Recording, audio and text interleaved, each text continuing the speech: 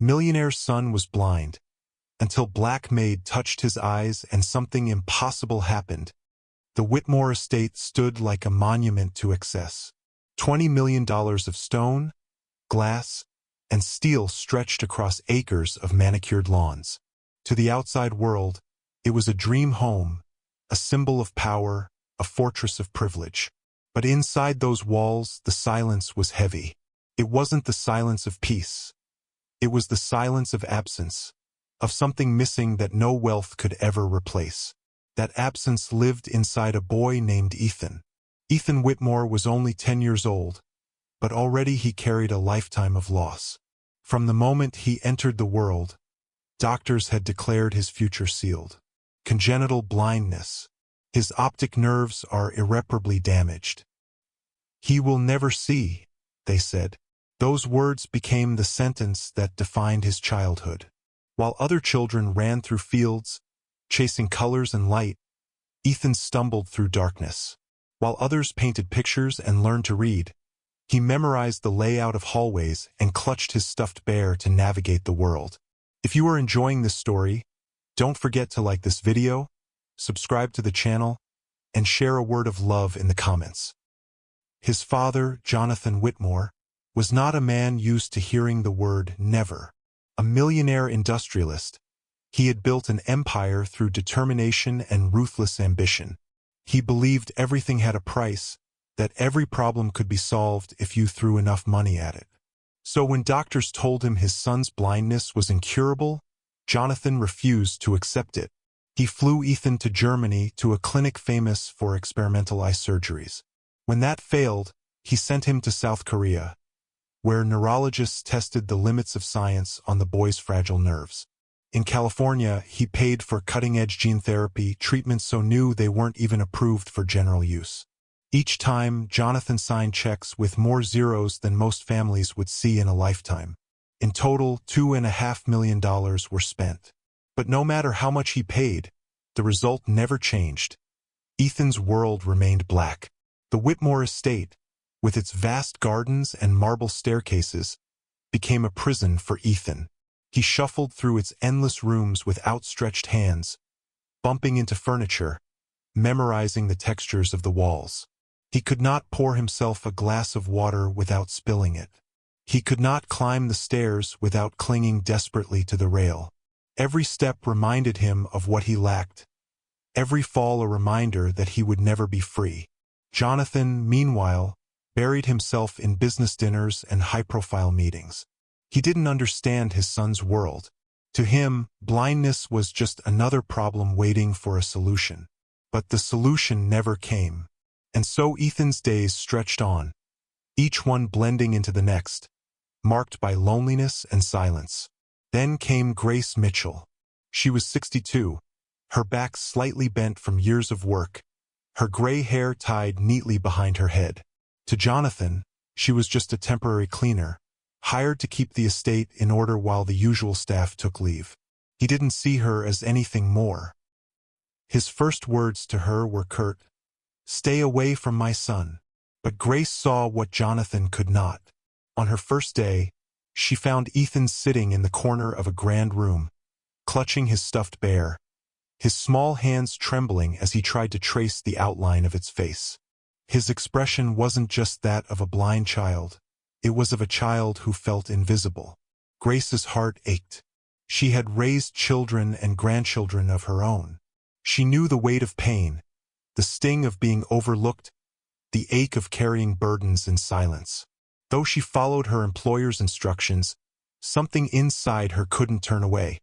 She knew what it meant to be dismissed, to be unseen. Her ancestors had lived it. She herself had felt it. Being the black woman in a wealthy white household, treated as if her presence barely mattered. Yet within her, she carried something powerful, something no employer could diminish. Passed down through generations, from her grandmother, Mama Louise, came knowledge of healing that the modern world scoffed at. Remedies born from the soil, from herbs, from faith. Remedies wrapped not just in plants but in love and patience. Grace carried that knowledge quietly, tucked away in a small pouch she kept in her bag. To most, it was superstition. To her, it was hope. And when she looked at Ethan, so young, so fragile, and yet so burdened, she felt a pull she could not resist. The boy's father had spent millions on experts, but not once had he given his son what Grace instinctively offered: compassion. Ethan smiled for the first time in weeks when she knelt beside him and whispered, "Sometimes, child, darkness is only what comes before the brightest light." It was just a moment, just a smile, but it was the beginning of something that would unravel everything Jonathan thought he knew. Because soon this woman, this cleaner, this person society dismissed, would become the one to do what money and power could not. And though no one knew it yet, her presence in the Whitmore estate would set into motion a chain of events that would shake not only a family, but a fortune, and expose a truth the world was not ready to face. Nights in the Whitmore estate grew heavy with secrecy. Jonathan believed his orders were final. Grace was to clean the house, polish the silver, and never come near his son. But behind closed doors, a quiet rebellion began. When Jonathan left for his endless business dinners, Grace would slip into Ethan's room. She didn't arrive with machines or syringes, but with something humbler: a small cloth pouch she had carried for decades. Inside it was an ointment, crafted from herbs her grandmother once gathered in the fields of Mississippi. Mama Louise had believed in its power, passing it down with care and warning. This is not just medicine. This is love turned into healing. Each night, Grace dabbed the ointment gently over Ethan's closed eyes. At first, it felt like a ritual, her hands steady, her prayers whispered. She documented everything in a worn notebook: the date, the time, the words she spoke, and the look on Ethan's face as he drifted to sleep. And then, almost impossibly, something changed. On February 10th, Ethan paused in a hallway and whispered, "It's lighter here." For the first time in his life, he could sense brightness from a nearby window. Grace marked it down. Days later, on February 18th, he turned his head toward her silhouette and reached out his hand, not guessing but knowing she was there. By February 25th, he stood by the estate's fountain and gasped softly. "Blue," he said, pointing at the shimmering water. These moments were small, fragile, but they were undeniable. Ethan's world was no longer pure darkness. For the first time, there was light. Grace felt joy swell inside her, but also fear. What if Jonathan discovered what she was doing? What if he dismissed her efforts as foolish superstition, or worse, accused her of overstepping her place? She had worked her whole life in homes where women like her were treated as invisible. She knew too well the sting of being disregarded, the quiet racism that said her hands were good enough to scrub floors but never to hold something sacred like a child's healing. Yet she couldn't stop.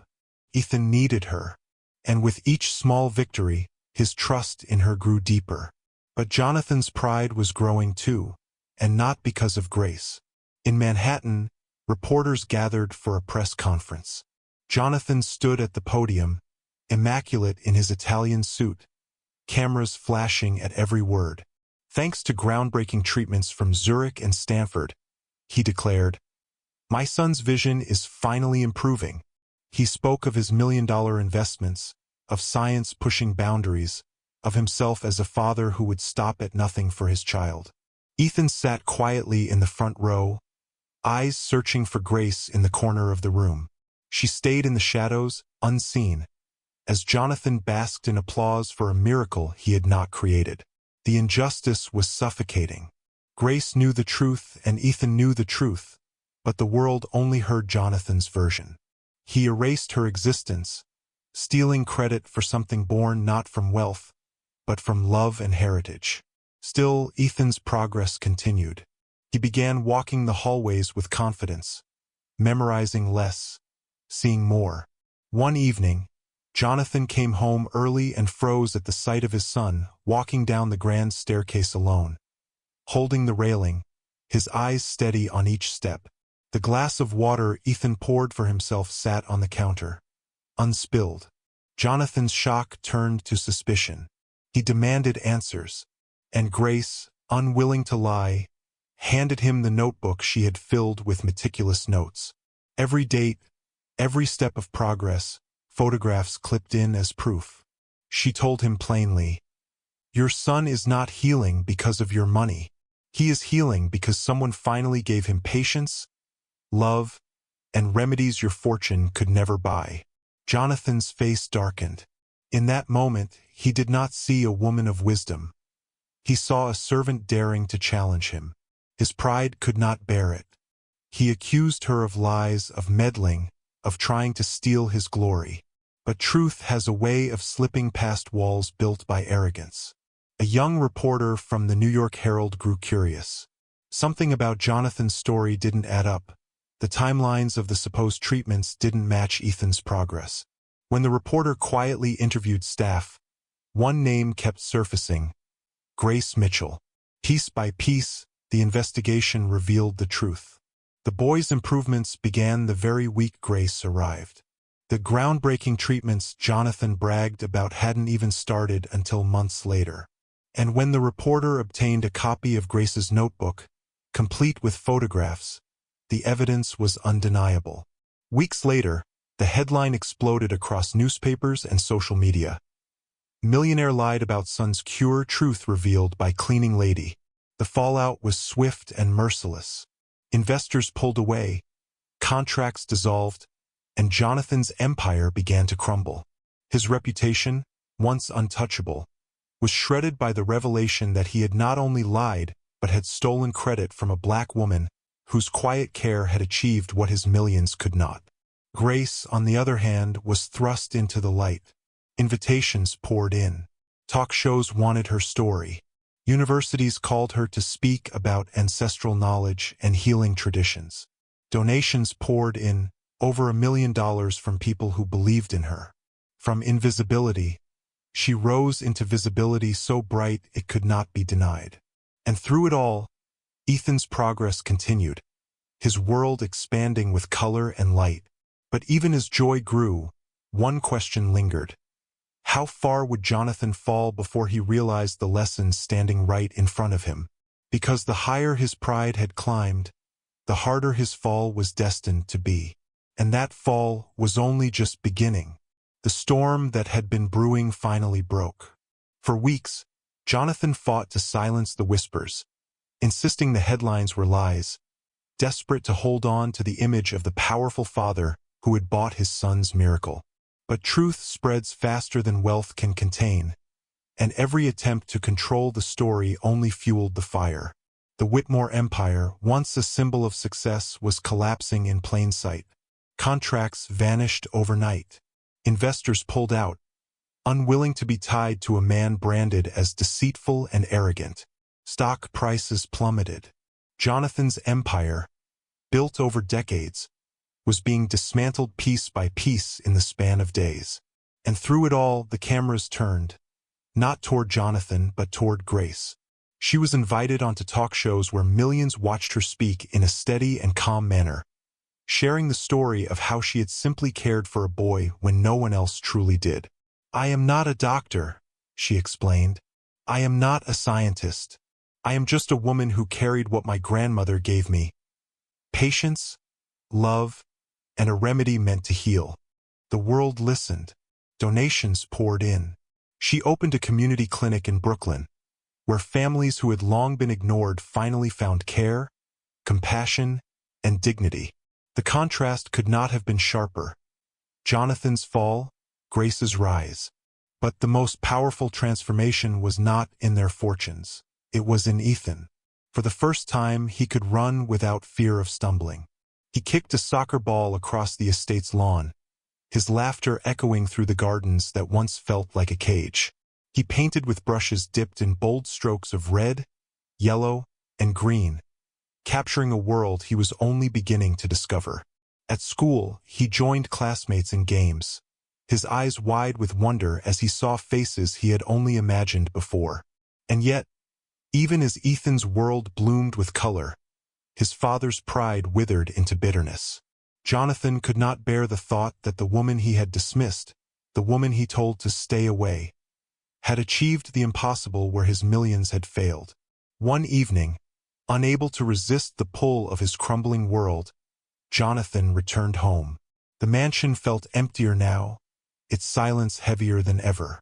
He walked past the marble staircase, past the portraits of power that no longer meant anything, and found Ethan in the garden. The boy was chasing butterflies, calling out their colors with glee. Jonathan froze. His son, his blind son, was running freely, seeing the very world Jonathan had tried to buy for him. And then he saw her. Grace knelt among the herbs she had planted in a corner of the estate, tending to the same plants that had given Ethan hope. Jonathan's chest tightened.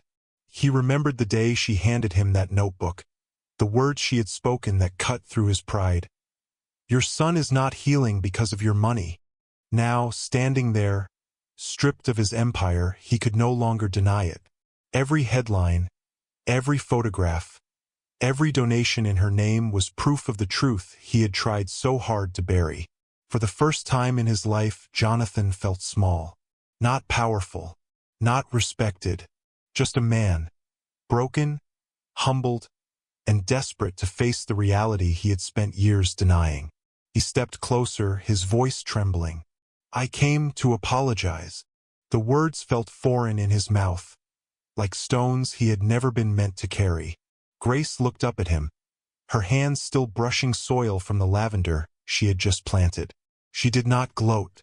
She did not scorn him. Instead, she handed him a sprig of the herb, her voice calm. "Apologize to your son," she said softly, "and to yourself. Wealth is not measured by money, but by the lives we heal." Jonathan's eyes burned. For years he had thought money could buy him everything: respect, love, even miracles. But standing in front of Grace, stripped of all his power, he realized he had lost the one thing his fortune could never replace: his son's trust. He turned and saw Ethan again, his small figure dancing in the sunlight, laughter rising into the air. And for the first time, Jonathan truly understood how much he had missed. Not just because his son was blind, but because Jonathan himself had been blinded by pride. The world he had built with money was gone. But here, in the garden, another world had opened. A world built by a woman he once dismissed as invisible. A world of color, compassion, and truth. And as Ethan shouted, "Look, Dad, a rainbow!" his small hands pointing at the sky streaked with light after a rainstorm, Jonathan's heart broke and healed at once. He saw the rainbow too, but more than that, he saw what truly mattered. The boy who was never meant to see had not only gained vision, but freedom. The woman who was never meant to be noticed had changed the course of his life forever. Jonathan's empire had fallen. Grace's name was celebrated. Ethan's world was transformed. But the story was far from over. Because what lingered now was a question that reached beyond the Whitmore estate, beyond money, beyond race. If love, patience, and dignity can heal what millions of dollars cannot, what else could change, if only the world chose to see?